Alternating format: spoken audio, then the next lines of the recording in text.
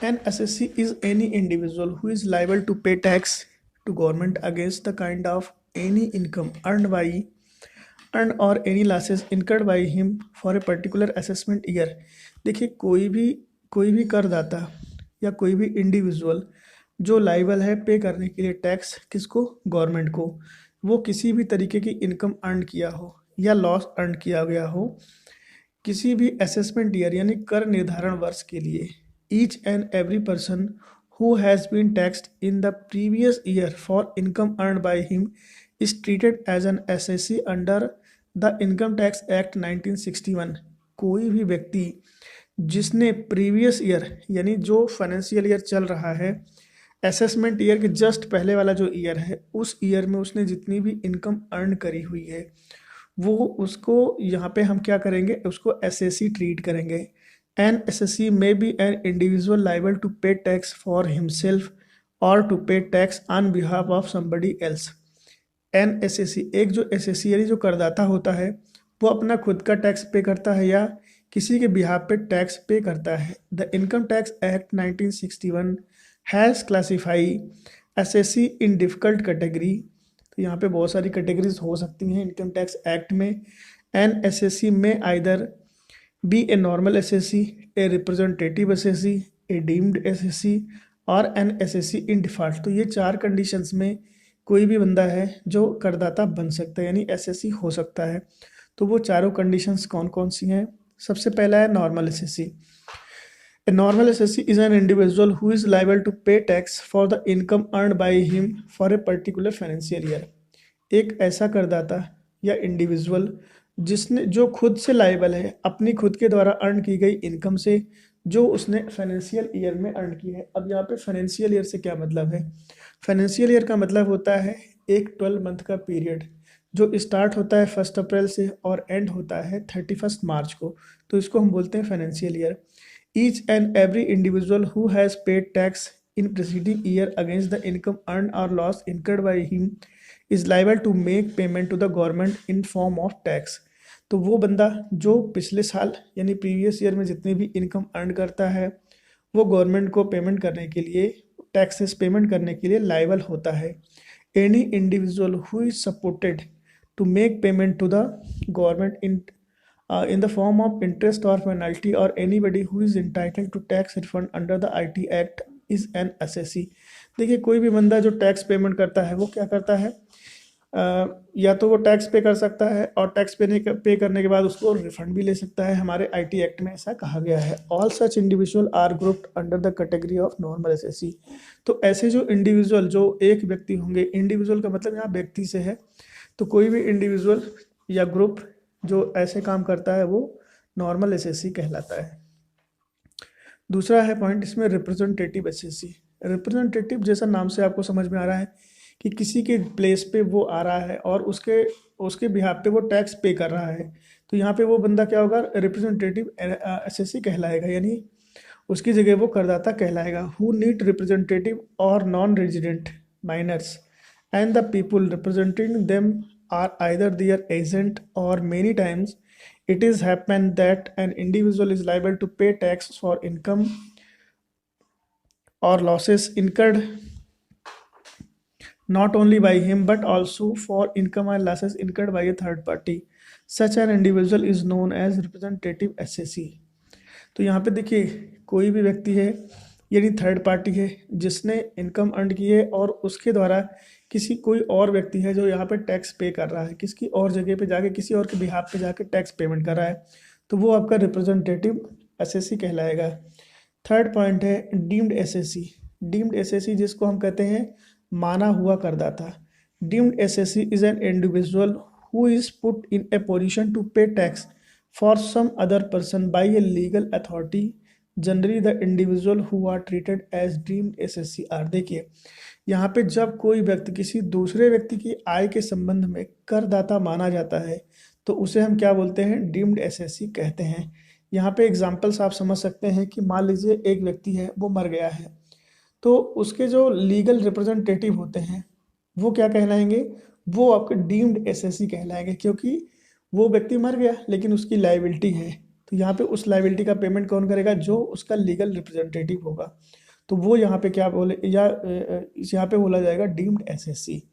तो ये होता है डीम्ड एसएससी। इसके अलावा एसएससी इन डिफ़ॉल्ट, इसको हम क्या ट्रीट करेंगे? एसएससी इन डिफ़ॉल्ट को देखिए, ये जो एक्ट है इसके अंतर्गत जब किसी कार्य का उत्तरदायित्व तो किसी व्यक्ति पर डाल दिया जाता है, यानी जो जो भी काम होगा उसकी रिस्पॉन्सिबिलिटी किसी एक व्यक्ति पर डाल दी जाएगी और वह उस कार्य को नहीं करता है, तो ऐसे व्यक्ति को एसएससी इन डिफ़ॉल्ट माना जाएगा। अब यहाँ पे एग्जांपल समझ लीजिए, यदि कोई इंडिविजुअल है किसी दूसरे व्यक्ति को कोई धनराशि देते समय उसमें से आयकर काटने का उत्तरदायी है और वह यह नहीं काटता, तो ये जो काम हुआ है ना, यानी काट कर सरकारी कोष में जमा नहीं करता, जो भी टैक्स है वो उसको कट नहीं करता है और गवर्नमेंट के अकाउंट में नहीं जमा करता है, तो इस टाइप का जो इंडिविजुअल होगा वो आपका एसएससी इन डिफ़ॉल्ट कहलाएगा। डेफिनेशन है, an SSC in default is an individual who has failed to fulfil his legal duty of paying tax to the government. तो यहाँ पे जो उसकी लीगल ड्यूटीज़ है उसको फुलफिल नहीं करता है, मतलब जो भी उसको टैक्स पे करने हैं वो नहीं कर पाता है। An employer is deem to be an SSC in default if he fails to submit the TDS या tax by him to government. तो यहाँ पे अगर वो फेल करता है तो वो डिफ़ॉल्ट यानी एसएससी इन डिफ़ॉल्ट कहलाएगा। तो ये था ये आपका एसएससी का पॉइंट। प्रीवियस ईयर की बात करें तो प्रीवियस ईयर क्या होता है? देखिए, इनकम टैक्स एक्ट के सेक्शन 3 में इसकी डेफिनेशन दी गई है। तो यहाँ पे याद रखिएगा आप लोग, यहाँ पे जो सेक्शन है वो आपका है सेक्शन 3, यानी सेक्शन 3 में प्रीवियस ईयर की डेफिनेशन दी गई है। अब प्रीवियस ईयर का मतलब क्या होता है? As per income tax law the income earn in current year is taxable in next year. The year in which income is earn is known as previous year. तो यहाँ पे देखिए, मान लीजिए ये हमारा सन ईयर 2020 चल रहा है, इस साल हम इनकम अर्न कर रहे हैं और इसका जो टैक्स है वो हम पेमेंट करेंगे नेक्स्ट ईयर में। तो ये जो ईयर चल रहा है अभी 2020, ये होगा प्रीवियस ईयर और आने वाला जो ईयर होगा नेक्स्ट ईयर वो हमारे लिए कहलाएगा असेसमेंट ईयर। तो जिस साल हम इनकम अर्न करते हैं वो ईयर हमारे लिए प्रीवियस ईयर होता है और जिस साल हम टैक्स पेमेंट करते हैं वो हमारे लिए कहलाता है असेसमेंट ईयर। तो ये है आपका प्रीवियस ईयर की डेफिनेशन। इसके बाद है आपका असेसमेंट ईयर। असेसमेंट ईयर का मतलब होता है एक 12 मंथ का period. Assessment year means the period of 12 month commencing on the first day of April every year. In India, the government maintain its account for a period of 12 months from 1st April to 31st March every year. As such, it is known as financial year. The income tax department has also selected same year for the assessment procedure. तो यहाँ पे assessment year बहुत clear है, यानी कर निर्धारण वर्ष का आशय है 12 महीने की उस अवधि से है जो 1 अप्रैल से स्टार्ट होता है और 31 मार्च को समाप्त हो जाता है। एक जो टैक्स पेयर होगा, जो एसएससी होगा, वह अपनी जो इनकम होगी यानी प्रीवियस ईयर की इनकम होगी उसका जो पेमेंट करेगा वो फाइनेंशियल ईयर यानी अगले ईयर जो करेगा। तो ये जो नेक्स्ट ईयर होगा इसी को हम बोलते हैं असेसमेंट ईयर। तो असेसमेंट ईयर की जो डेफिनेशन दी गई है वो सेक्शन 2 सब सेक्शन 9 में दी गई है। तो ये आप सेक्शन जरूर याद रखिएगा, यहाँ से कई बार क्वेश्चन आपसे पूछे जाते हैं। तो ये डेफिनेशन थी एसएससी की असेसमेंट ईयर की। इसके बाद है residential status and tax liability. ये बहुत ही इंपॉर्टेंट पॉइंट है और ये 4th पॉइंट है। The taxability of an individual in India depend upon his residential status in India for any particular financial year. The term resident status has been coined under the Income Tax Act law of India and must not be confunded with the individual citizenship in India. तो यहाँ पे एक व्यक्ति जो tax pay करता है वो किस तरीके से उसका रेजिडेंशियल स्टेटस हम डिफाइन करेंगे, वो डिपेंड करता है कि वो भारत में कितने दिन रहा है। तो इसकी बात यहाँ पे होने वाली है। जो यहाँ पे हमने इनकम टैक्स एक्ट हमारा कौन सा है? इनकम टैक्स एक्ट 1961 है और यहाँ पे जो सेक्शंस है, जिस सेक्शन में हम इसकी बात कर रहे हैं वो है सेक्शन 6। तो यहाँ पे सेक्शन 6 में हम बातें करेंगे कि जो एक रेजिडेंट होता है उसका जो टाइप है यानी रेजिडेंशियल स्टेटस है उसको हम किस किस तरीके से डिफाइन कर सकते हैं। तो वो है, सबसे पहले यहाँ पे चार चार चार लोग होते हैं। एक है individual, Hindu undivided family, companies और एवरी अदर पर्सन। तो इन सब के लिए जो हमारा रेजिडेंशियल स्टेटस होगा वो क्या होगा। तो टाइप्स ऑफ रेजिडेंशियल स्टेटस जो है वो है आपका एनएसएससी, यानी एक करदाता can be categorize into the following residential status during the previous year. तो वो पिछले साल जो है वो कौन कौन सी कंडीशन में यहाँ पे रेजिडेंट है उसका स्टेटस जानने के लिए हम ये जानते हैं, हमने इसको एक कैटेगरी बना रखी है। सबसे पहले है रेजिडेंट इन इंडिया, वो भारत में निवासी हो यानी नॉर्मल रेजिडेंट हो, इंडिविजुअल हो। उसके अलावा है नॉन रेजिडेंट इन इंडिया, यानी एनआरआई हो। A resident individual and HUF यानी Hindu undivided family are further sub categorize into the following status. इनको हमने सब कैटेगराइज भी कर रखा है।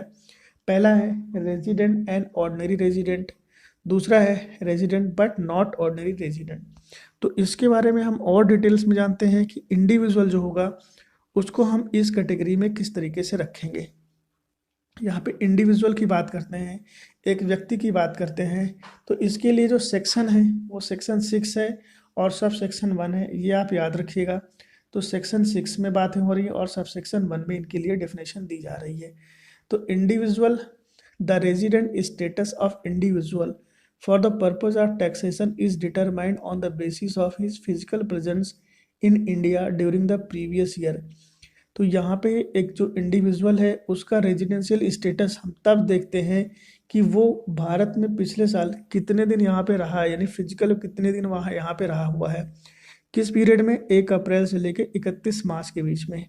यानी प्रेसीडिंग ईयर जो था, यानी प्रेसीडिंग प्रीवियस ईयर की हम बात कर रहे हैं कि वहाँ पे पिछले साल ये भारत में कितने दिन रहा है। तो इंडिविजुअल के लिए जो सबसे पहली बेसिक कंडीशन है वो ये है, physically present in India for a period of 182 days or more in the previous year. जिस साल ये टैक्स पेमेंट कर रहा है, टैक्स किस साल पेमेंट होता है समझ लीजिएगा, असेसमेंट ईयर में टैक्स पेमेंट होता है और प्रीवियस ईयर में इनकम अर्न की जाती है। तो इस ईयर में कम से कम 182 डेज वो इंडिया में रहा हो, तब वो क्या कहलाएगा, रेजिडेंट कहलाएगा। सेकंड कंडीशन है physically present in India for a period of 60 days or more during the relevant previous year and 365 days or more in aggregate in preceding previous year. तो यहाँ पे जो सेकंड बात कही गई है उसमें ये बात कही गई है कि वो गत वर्ष यानी पिछले साल में पूर्व के 4 वर्षों में कुल मिला के कम से कम 365 दिन भारत में रहा हो, लेकिन जस्ट प्रीवियस ईयर में मिनिमम 60 डेज वो इंडिया में रहा हो। तो ये कंडीशन यहाँ पे बताई गई है। इसके अलावा ए resident individual is further classified into resident but not ordinary resident if, देखो अगर एक व्यक्ति है वो भारत का नागरिक है तो वो एनआरआई यानी यहाँ पे ऑर्डिनरी रेजिडेंट कब कहलाएगा, ऑर्डिनरी रेजिडेंट तब कहलाएगा जब he stay in India of 729 days or less in previous 7 year. वो भारत में 729 डेज रहा हो, कब, प्रीवियस 7 ईयर, पिछले जो 7 वर्ष है उसमें। He was considered as non resident, वो नॉन रेजिडेंट कब कहलाएगा, in 9 out of previous 10 year, जब वो भारत में 9 साल ना रहा हो पिछले 10 सालों में। तो इस कंडीशन में वो क्या कहलाएगा, resident but not ordinary resident, ये कहलाएगा। हिंदू अनडिवाइडेड फैमिली के बारे में बात करता हूँ तो हिंदू अनडिवाइडेड फैमिली वो एक रेजिडेंट हो सकती है या नॉन रेजिडेंट हो सकती है। उसके लिए क्या कंडीशन है, an Hindu undivided family is said to be resident in India if the control and management of Hindu undivided family is in India. यानी एक हिंदू अनडिवाइडेड फैमिली जो है वो रेजिडेंट तब कहलाएगी जब उसका कंट्रोल और मैनेजमेंट वो इंडिया में हो। A resident Hindu undivided family is further classified into resident but not ordinary resident if, देखिए वो रेजिडेंट यानी रेजिडेंट तो होगा बट नॉट ऑर्डिनरी रेजिडेंट कब होगा, जब उसका कर्ता यानी जो उसका मुखिया है वो इंडिया में 729 days or less in previous 7 year में हो। तो वो भारत में कितने दिन रहता हो, 729 डेज या उससे भी कम पिछले 7 वर्षों में। सेकंड कंडीशन है karta was considered as non resident in 9 out of previous 10 year. तो पिछले 10 वर्षों में 9 वर्ष भारत में ना रहा हो। If control and management of HUF is situated wholly outside India then HUF shall be treated as non resident. तो वो जो ये करता है, अगर वो पिछले कई सालों से होली आउटसाइड इंडिया, वो खुद बाहर रहता हो और वहीं से सारा मैनेजमेंट करता हो, तो वो नॉन रेजिडेंट कहलाएगा इस कंडीशन में। कंपनी की बात करें तो an Indian company is always treated as resident in India, however in case of a foreign company it shall be treated as resident in India if the place of effective management of foreign company is in India. The POEM of foreign company is outside India, then it shall be treated as non-resident in India. तो यहाँ पे इसका मतलब ये हुआ कि एक जो इंडियन कंपनी है वो हमेशा रेजिडेंट कहलाएगी, जबकि एक फॉरेन कंपनी जो है वो भी इंडिया की रेजिडेंट कहलाएगी, क्योंकि उसका जो प्लेस ऑफ वर्क है और जो मैनेजमेंट है वो हमारे देश में है। भले ही वो फॉरेन की कंपनी है तो वो हमारे देश में क्या कहलाएगी, रेजिडेंट कहलाएगी। लेकिन प्लेस ऑफ इफेक्टिव मैनेजमेंट अगर फॉरेन में है तो वो हमारे लिए नॉन रेजिडेंट कहलाएगी। तो उसका अगर मैनेजमेंट वहाँ से विदेश से होता है तो नॉन रेजिडेंट कहलाएगी। एवरी अदर पर्सन, और भी कोई ऐसे व्यक्ति हैं तो उनके लिए क्या रूल है, इन case of every other person that is firm BOI AOP they will be treated as resident in India if control and management of person is situated in India. If it is situated outside India then stated will be non-resident. तो यहाँ पे आप समझ लीजिए कि अगर एक व्यक्ति है, फर्म है, एसोसिएशन ऑफ पर्सनस हैं, उनको भी हम रेजिडेंट ऑफ इंडिया ही मानते हैं, एक अगर उनका जो कंट्रोल है वो इंडिया में सिचुएटेड है। लेकिन अगर उनका जो कंट्रोल है वो दूसरी कंट्री में है तो हमारे लिए क्या कहलाएंगे, नॉन रेजिडेंट कहलाएंगे। तो ये था नॉन रेजिडेंट के संबंध में। अब इनकी टैक्सेबिलिटी जो है, taxability of income in case of ordinary resident, जो भारत में निवासी हैं उनकी क्या है जो टैक्सेबिलिटी है। A resident SSC shall be liable to pay tax in India on the following incomes. कौन कौन सी इनकम पे है वो टैक्सेबल, मतलब वो टैक्सेबिलिटी किस पे बनेगी।